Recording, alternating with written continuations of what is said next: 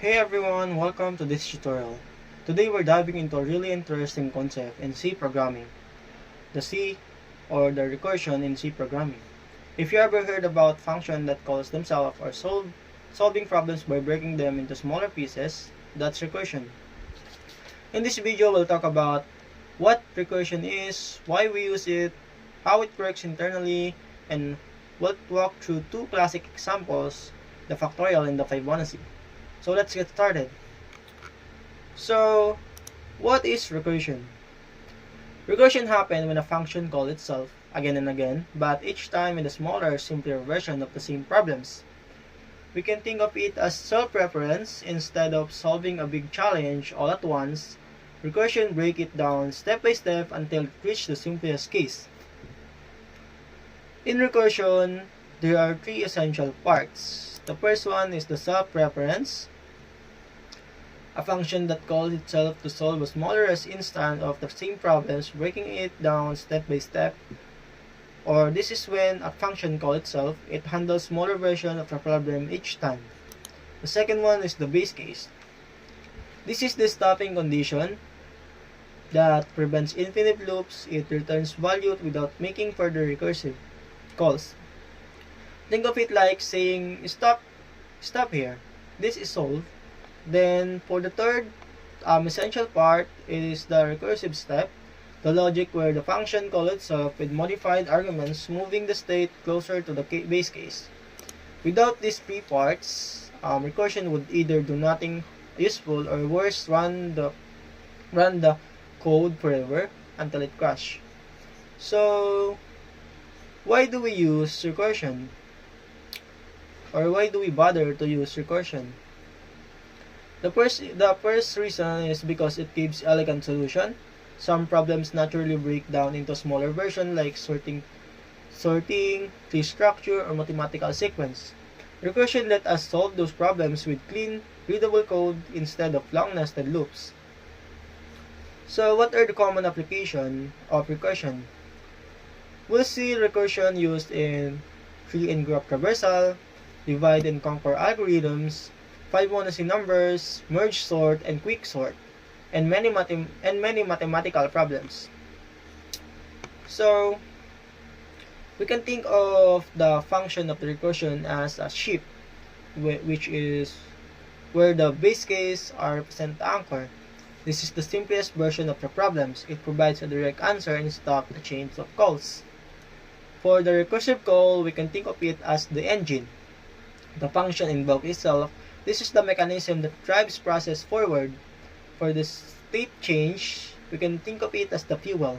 Argument passed to the recursive call must be different from the current ones, ensuring progress towards the base case. So, let's dive into the demonstration. We will discuss and give example of the factorial and the Fibonacci. So let's begin to the factorial.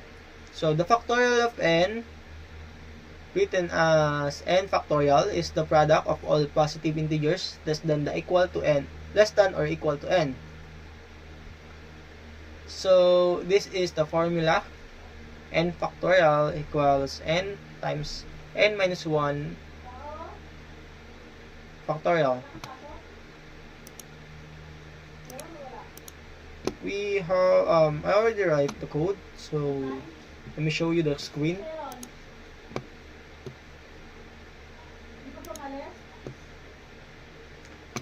Okay, this is okay. I already show it.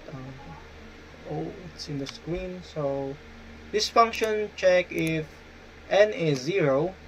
Here, this is our base case. Okay, this is our base case. Factorial is 0 is defined as 1. Otherwise, we multiply n by factorial of n minus 1. So, the problems keep shrinking until it hits 0. Then the result unwin and multiply back. So, let's run the code. Okay. Factorial of 5 is 120, which is correct. Now, let's discuss the second example, the Fibonacci. Let me share the screen first. I'm having problems with the connection.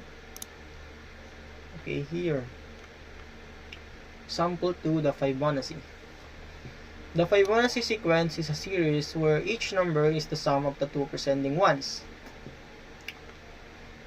It's a list where every number is the sum of the two before it. So here is the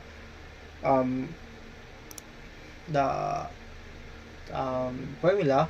Fn equals fn minus 1 plus fn minus 2. Here's the code, but let's see the code in an online compiler. Let me share the screen again. Okay.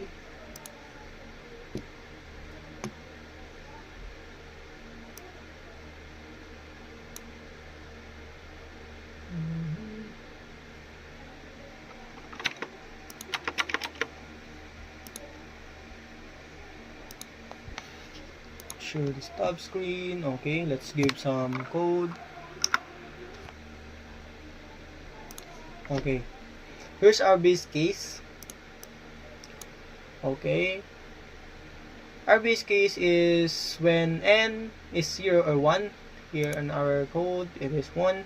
We simply return the number. Otherwise, we get Fibonacci by summoning two smaller results, which is the Fibonacci n minus 1 plus Fibonacci n minus 2.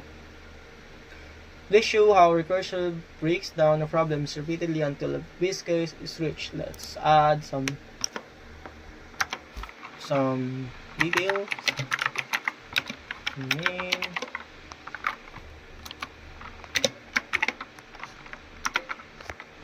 Okay, I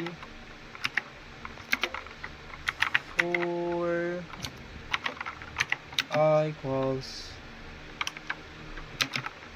0.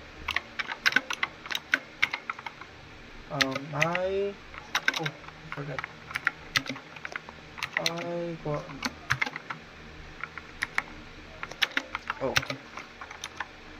7. I plus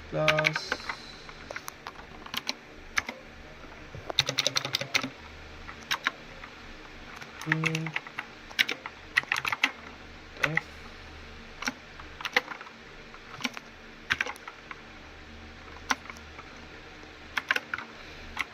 p. Okay. Positive I.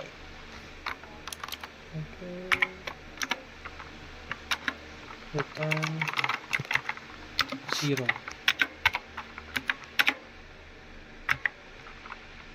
Okay, here's the code. So let's run it. Okay. The answer is, the output is 0, 1, 1, 2, 3, 5, 8. So the code is successful. So let's go to the common pitfalls. Let's tackle the common pitfalls. Okay. So recursion is imperfect. It comes with risk. The first risk is the stack overflow. Every recursive calls or adds a new frame to memory. If recursion goes too deep, the program can crash. So that's the first risk. The second risk is the infinite recursion. If you forget the base case or don't move toward it, the function will call itself forever. So always make sure your recursive logic change states and lead to the base case. So this is the two common pitfalls: stack overflow, infinite recursion. So let's go to the visualizing the stack. To really see recursion, imagine a stack of memory. So understanding recursion requires understanding the call stack. Here is the representation of call stack. Okay, every time or each time our recursive function is called, a new stack frame is pushed onto memory. Here, if stack holding local variables, parameters, and where return address or return afterward. Once the base case is reached, the stack start popping. Each call returns its result. So, as you can see here, so that's all to summary our video tutorial today. So to wrap it up, the recursion solves problems step by step. Recursion breaks complex problems into manageable sub-problems. Number 2, or the second is the base case is key, or the base case is the anchor. Always define a clear stopping condition to prevent crashes. And the third is practice is key, or practice essential. Master recursion to handle trees, graphs, and advanced algorithms with ease. Once you master recursion, you'll be able to handle trees, graphs, searching, sorting, and advanced algorithm. So thank you for watching. Happy coding!